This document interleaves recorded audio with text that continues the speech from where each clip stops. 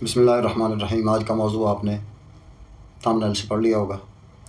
سیدی اعلیٰ حضرت عظیم البرکت آپ کے ساتھ دارالعلوم دیوبند کے مولویوں کے مناظرے، اور اس میں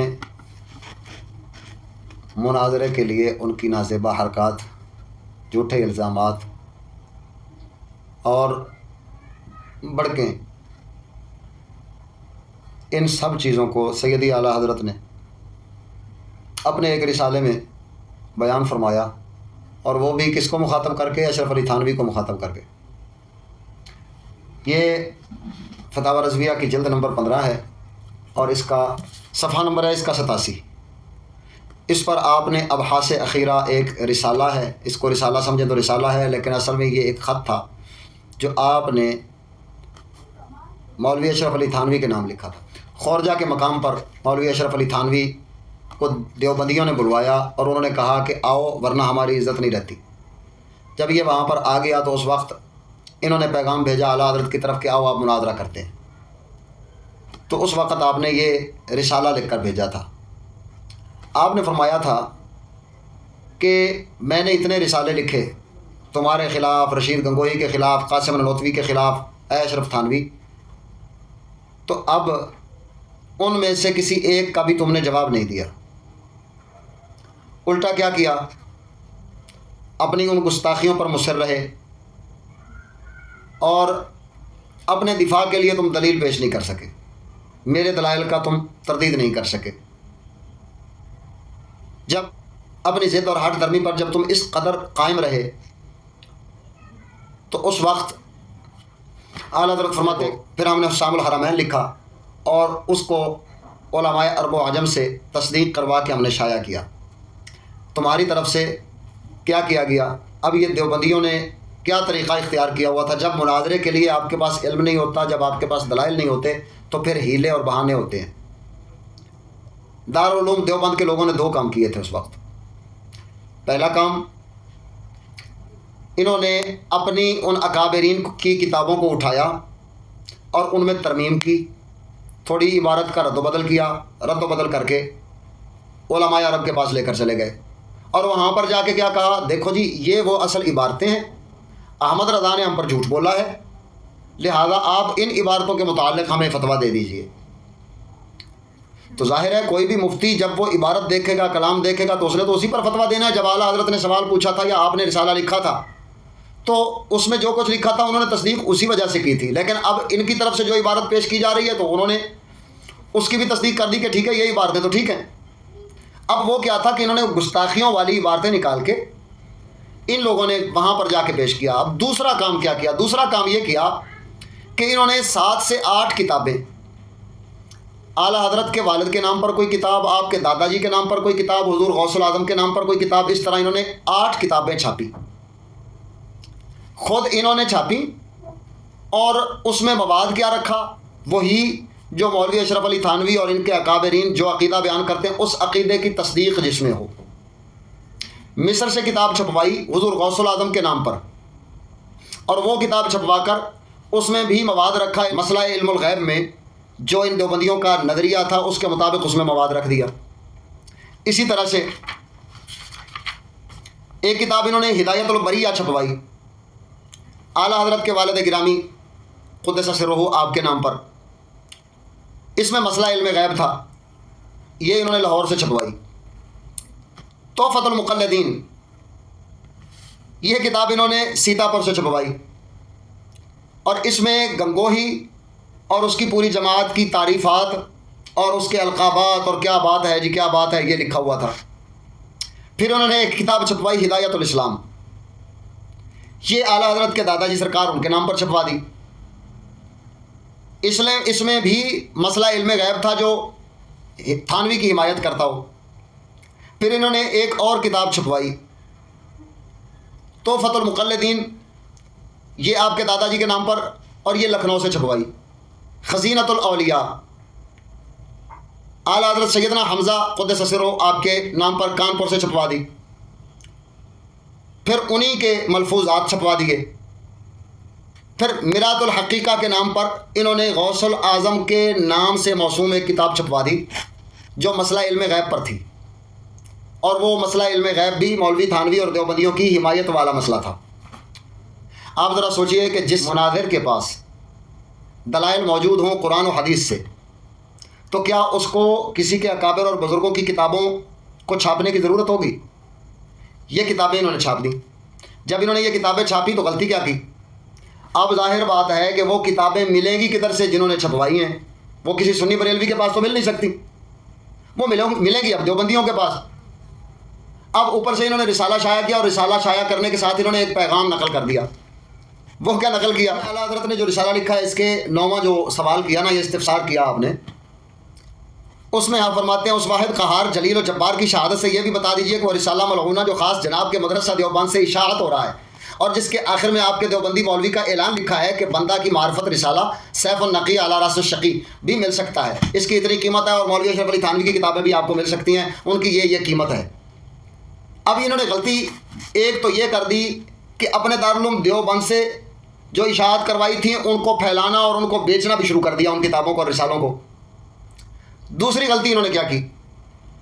تباہ کروانے میں غلطی کی۔ ہمیشہ وہ بزرگ لوگ فرماتے ہیں نا کہ دروغ گورا حافظہ نہ باشد، جھوٹے بندے کا حافظہ نہیں ہوتا۔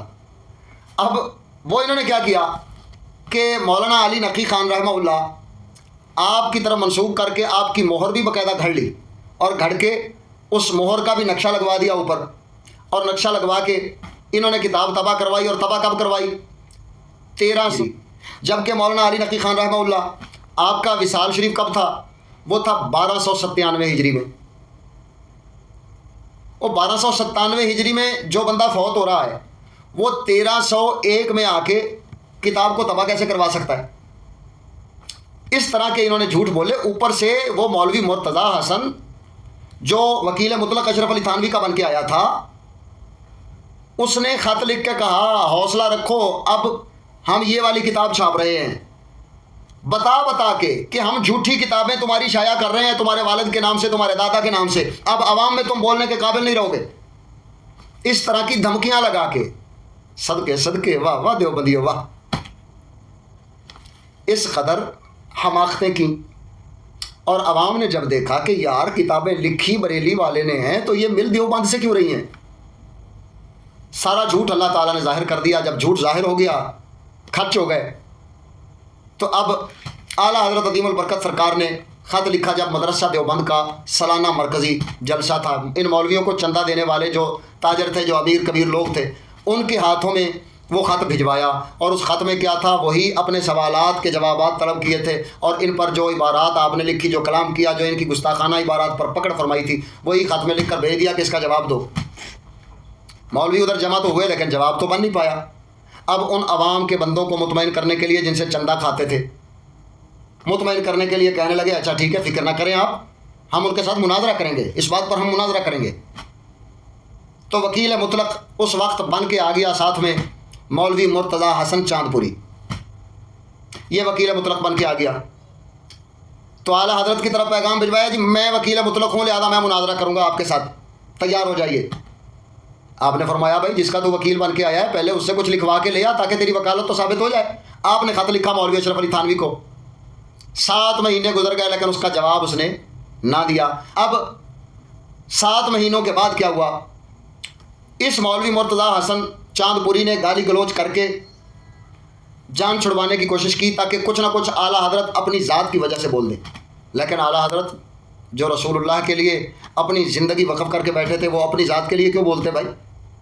آپ نے فرمایا کہ جتنی دیر یہ گستاخ مجھے، میرے خاندان کو، میرے آبا و اجداد کو گالیاں دینے میں وقت ضائع کریں گے، اتنا وقت میرے پاک نبی صلی اللہ تعالیٰ علیہ وآلہ وسلم کی حرمت، عصمت اور عزت ان کی زبانوں سے محفوظ رہے گی، لہذا ان کو کہو کہ جی بھر کے گالیاں دیتے رہیں، میں اپنی وجہ سے کوئی جواب نہیں دوں گا، جب بھی جواب دوں گا تو رسول اللہ صلی اللہ تعالیٰ علیہ وآلہ وسلم کی بے ادبی اور گستاخی کی وجہ سے جواب دوں گا۔ یہ وقت، وہ 6-7 مہینے کا وقت جو ہے وہ اس طرح سے گزر گیا۔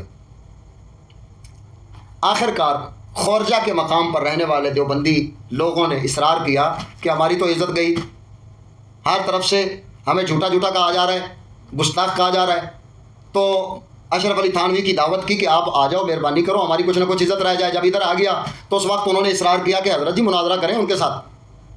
اب حضرت جی نے اپنی عوام میں عزت بچانی تھی، تو اس لیے پیغام بھجوا دیا اعلیٰ حضرت کے پاس، جہاں جی ادھر آ جائیں، ادھر میں مناظرہ کرنے کے لیے آیا بیٹا۔ بھائی ایسے مناظرہ ہوتا ہے؟ وہ اگلے سے بھی وقت لیا جاتا ہے کہ نہیں لیا جاتا؟ مخالف مناظر سے وقت لیا جاتا ہے، اس کے ساتھ شرائط طے کی جاتی ہیں۔ جب اعلیٰ حضرت کے پاس اس کا پیغام پہنچا تو سیدی اعلیٰ حضرت نے جواباً ایک خط لکھا، اور اس خط کا عنوان آپ نے ابحاث اخیرہ، یعنی آخری بحثیں، آخری بحث کے طور پر آپ نے یہ سارا واقعہ جو میں نے آپ کو پہلے ذکر کیا ہے کہ انہوں نے 7-8 کتابیں وہ چھپوا دیں اعلیٰ حضرت کے اکابرین کے نام سے جھوٹیں، اور اس کے ساتھ ساتھ انہوں نے جھوٹ اور من گھڑت طریقے سے وہ واردات 2 طرح سے ڈالی کہ ایک یہ کتابیں چھپوائیں جھوٹیں، اور دوسری اپنے بزرگوں کی عبارات کو انہوں نے کاٹ دیا اور کاٹ کے جا کے پیش کر دیا، کاٹ چھاٹ کر کے تبدیل کر کے، دیکھو جی ہماری یہ عبارتیں تھیں لیکن احمد رضا نے ہم پر جھوٹ بولا ہے۔ وہ جھوٹے تو تم ہو جو اپنی کتابوں سے وہ عبارتیں نکال رہے ہو، لیکن جو جھوٹا بندہ ہوتا ہے نا اس کی عادت ہوتی ہے، جیسے یہ مولوی ساجد خان دیوبندی کی عادت ہے، اگلے کو جھوٹا کہہ دے گا، اس سے پہلے کہ اس کا جھوٹ ثابت ہو اور اس کو کوئی جھوٹا کہے، پہلے سے ہی اگلے کو جھوٹا جھوٹا کہنا شروع کر دے، تاکہ جب یہ مجھے جھوٹا کہے تو لوگ جیسے میرے جھوٹا کہنے سے اسے جھوٹا نہیں مان رہے تو اس کے جھوٹا کہنے سے مجھے بھی جھوٹا نہ مانے۔ یہ جھوٹے کے پاس ایک بڑی مہارت ہوتی ہے۔ یہ مولوی ساجد جو آج مناظرے کی چیلنج کر رہا ہے، اس کے آباء و اجداد کا طریقہ بھی یہی تھا، انہوں نے بھی اسی طرح سے داؤ پچا لگایا اور اپنی جان بچائی اور ساتھ میں اپنی عوام کو مطمئن کر لیا، ایسے 2-4 بڑھ کے ماری اپنے لوگوں میں اور مطمئن کر لیا، لیکن جب آمنے سامنے آنے کی باری آئی تو اس وقت صاف انکار کر دیا۔ اب اعلیٰ حضرت نے یہ ابحاث اخیرہ نام کا ایک خط رسالہ آپ نے لکھ کے بھیجا، اور آپ نے فرمایا کہ یہ میرے 10 سوال ہیں، ان کے جوابات دے دو، میں مناظرے کے لیے تیار ہوں، میں آ جاتا ہوں۔ یہ حضرت جواب دینے سے پھر بھاگ گئے، مولوی تھانوی صاحب جواب دینے سے پھر بھاگ گئے۔ لہذا یہ دیوبندیوں کا طریقہ ہے کہ یہ اس طرح سے بھاگتے ہیں، پہلے مناظرے کا چیلنج بھی کریں گے، ادھر آؤ، سامنے آؤ، یہ کرو وہ کرو۔ اب راشد رضوی صاحب نے جب چیلنج اس کا قبول کیا ہے ساجد دیوبندی کا، تو اب وہ حضرت کہہ رہا ہے نہیں میں تو مناظرہ سامنے بیٹھ کے کروں گا۔ وہ تو اپنے گھر میں ہی بیٹھ کے کر لے، سیانے کہتے ہیں گھر دے وچ تے بلی بھی شیر ہوندی، وہ گھر 'چ ہی بیٹھ کے کر لا، تیریاں کتاباں تیرے کولے پئیاں ہون گیاں، یہ بہانہ بھی نہیں لگے گا کہ میرے پاس وہ کتاب نہیں، میرے پاس وہ کتاب نہیں۔ لیکن یہ ان کے بہانے ہوتے ہیں، بہانوں سے لوگوں کو گمراہ کرتے ہیں، اپنے ساتھ کھینچتے ہیں، اور ان کو مطمئن کرنے کے لیے یہ اس طرح کے دعوے کر دیتے ہیں، اور پھر ان دعووں سے نکلنے کا طریقہ بھی ان کو بڑے اچھے طریقے سے آتا ہوتا ہے۔ لیکن حقیقت یہ ہے کہ ان کے اکابرین نے گستاخیاں کی۔ یہی طریقہ مولوی اشرف علی تھانوی نے اپنی کتاب کے ساتھ بھی کیا کہ اس نے بعد میں اپنی عبارت کو تبدیل کر دیا۔ یہ میرے پاس کتاب رکھی ہے حفظ الایمان، یہ والی۔ پہلے حفظ الایمان کے جو 3-4 ورق اس نے لکھے تھے، اس میں ایک گستاخی کی تھی کہ سید عالم صلی اللہ تعالیٰ علیہ وسلم کے علم شریف کو ہر زید امر پاگل مجنون اور حتیٰ کہ جمی بہائم اور حیوانات کے ساتھ تشبیہ دے دی تھی۔ لیکن بعد میں ایک ڈرامہ رچا کے اب نے ایک مولوی سے ایک تحریر اور سوالی طور پہ لکھوا کے، وہ تحریر بھی اتنی لمبی ساری کہ اس میں بھی میری تصدیق ہو رہی ہو، اس کو اس کے ساتھ چھاپ دیا اور اس کے ساتھ ایک چھوٹو سا جواب لکھ دیا۔ اور جواب میں کیا کہہ دیا؟ جواب جزاکم اللہ تعالیٰ، یہ صفحہ نمبر 31 ہے، جزاکم اللہ تعالیٰ، بہت اچھی رائے ہے، چونکہ اس کے قبل کسی نے واقعی بنا نہیں ظاہر کی، اس لیے ترمیم کو دلالت اعلیٰ خلاف مقصود کے اقرار کے لیے مستلزم سمجھا، اور اقرار بالکفر کفر ہے، اس لیے ترمیم کو ضروری تو کیا جائز بھی نہیں سمجھا۔ اب سوال حاضہ میں جو بنا بیان کی گئی ہے ایک امر واقعی ہے، لہذا قبولا للمشورہ اس کو لفظ اگر کے بعد سے عالم الغیب کہا جاوے تک اس طرح بدلتا ہوں۔ اب حفظ الایمان کی اس عبارت کو جو کہ اس سوال کے بالکل شروع میں مذکور ہے، اب اس عبارت کو دہرایا بھی نہیں، ٹھیک ہے، مذکور اس طرح پڑھا جائے۔ اگر بعض علوم غیبیہ مراد ہیں تو اس میں حضور صلی اللہ علیہ وسلم کی کیا تخصیص ہے، مطلق بعض علوم غیبیہ تو غیر انبیاء علیہ السلام کو بھی حاصل ہیں۔ تو اس طرح سے اس نے اپنی عبارت کو تبدیل کر لیا، اچھا کیا، لیکن وہ گستاخی والی عبارت کو ختم نہیں کیا، وہ گستاخی والی عبارت ویسے ہی موجود ہے، یعنی وہ گستاخی بھی چلتی رہی، اور یہ بھی اپنے لوگوں کو دکھانے کے لیے یہ ہو، اور حقیقت میں عقیدہ اور نظریہ وہی بنا کے رکھنا ہے۔ یہی طریقہ ہے، ان کا طریقہ واردات ہے۔ انشاءاللہ تعالیٰ اب سلسلہ وار اس کو شروع کریں گے اللہ تعالیٰ کے فضل و کرم سے، ان کی تمام گستاخانہ عبارات کا جائزہ لیں گے اور اس پر انہوں نے کیا کیا ڈرامے بازیاں کی ہیں اور کیا کیا جھوٹ کا سہارا لیا ہے، وہ انشاءاللہ تعالیٰ بیان کریں گے۔ اللہ تعالیٰ جل شانہ ہدایت پر قائم رکھے، اہل سنت و جماعت کے عقیدے پر قائم رکھے، اور ایمان پر سلامتی کے ساتھ موت نصیب فرمائے۔